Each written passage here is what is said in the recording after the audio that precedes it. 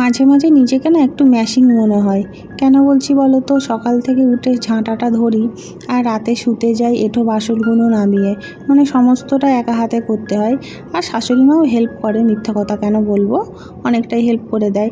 তারপরেও ওপর নিচে তিনটে তিনটে 6টা রুম, এগুলো ঝাঁট দিতে হয়। এগুলো ঝাঁট দেওয়া, মোছা, রান্না করা, এইসব সমস্ত কাজটাই তো করতে হয়। তো এইসব কাজ করতে গেলে না আর কোনো সময় পাওয়া যায় না।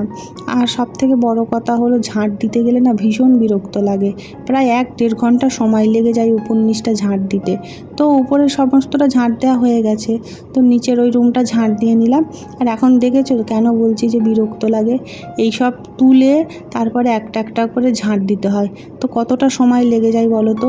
আজকে মেয়ে ঘরে আছে, তো দেখো সব কিছু কেমন ছিটিয়ে রেখেছে। তো সমস্ত জায়গার জিনিস জায়গায় রেখে ঝাঁট দিতে গেলে তো সময় লাগবেই। আর এইসব করতে গেলে রান্নারও দেরি হয়ে যায়।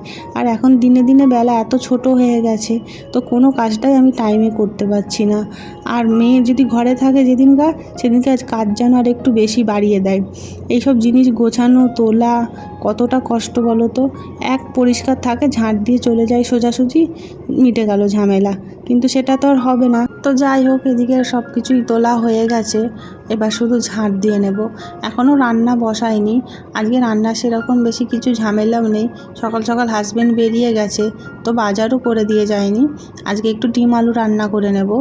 যেদিনকে সকালে বেরিয়ে যায় বাজার করে না, আমি সেদিনকে ডিম আলুই রান্না করে নিই।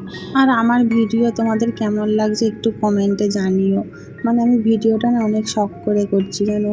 আর অনেক দিন ধরে শিখেছি, আর অনেক দিন ধরে আমার ইচ্ছা ছিল আমার একটা ইউটিউবের চ্যানেল হবে। তো অনেক ভয় কাটিয়ে আমি ভিডিওগুলো করছি, আর এডিট করাটাও খুব কষ্ট করে শিখেছি।